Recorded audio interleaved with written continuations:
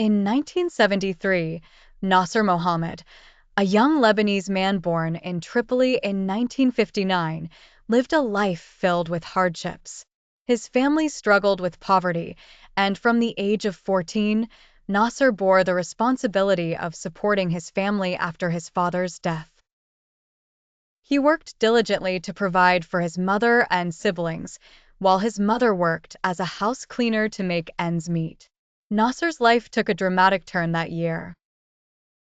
Amidst explosive security events in Lebanon, Nasser encountered a tragic incident when he was shot 4 times in the back, plunging into critical condition.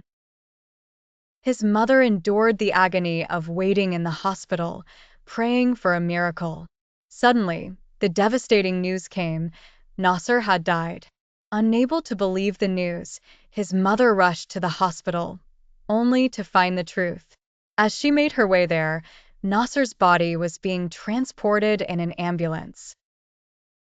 During the journey, the ambulance swerved due to poor weather conditions, causing the body to jolt. Suddenly, amidst his mother's tears and sorrow, the body began to move. The mother couldn't believe her eyes.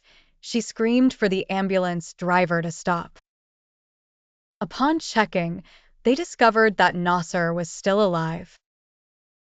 The family returned to the hospital, halting the funeral preparations. Although joy returned to the family, Nasser suffered permanent paralysis, bearing 4 bullets in his back. Nasser began his journey of enduring pain, not knowing night from day due to the agony. He often asked his mother, "How long will you carry me on your back? I wish to die and relieve both of us." Yet his mother never lost hope, tirelessly seeking help from newspapers and embassies, but support was meager. Finally, the Libyan embassy offered to treat Nasser in Italy. 1 bullet was removed, but more treatment was needed, and unfortunately, the embassy's budget was depleted. Nasser returned to Lebanon, where his suffering worsened. At 18, Nasser's feelings intensified. Reading about the wealthy receiving the best medical care, he found no one to help him. He decided to travel to Kuwait, believing it to be a wealthy nation where he might find assistance. Attempting to secure a visa proved difficult. On June 6, 1977, Nasser packed his bag, containing a pistol, a hand grenade, and medicines. As he was wheelchair-bound, airport security wasn't as stringent as today. He booked a ticket to Baghdad but hijacked the plane at Beirut airport, threatening to blow it up if its destination wasn't changed to Kuwait. On board were about 100 passengers and 10 crew members. Forcing the plane to fly to Kuwait, negotiations began. Delay tactics ensued, calling for special security units, ambulances, and fire trucks.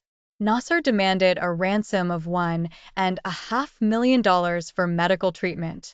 After 7 hours of negotiation, security forces stormed the plane, capturing Nasser without resistance. All passengers were freed except one who was injured. Upon investigation, Kuwaiti authorities decided to drop the case, deeming it not an act of terrorism. They granted his mother a visa to Kuwait and covered Nasser's medical expenses. When discharged from the hospital, Nasser returned to Lebanon, honored as a symbol of hope and humanity.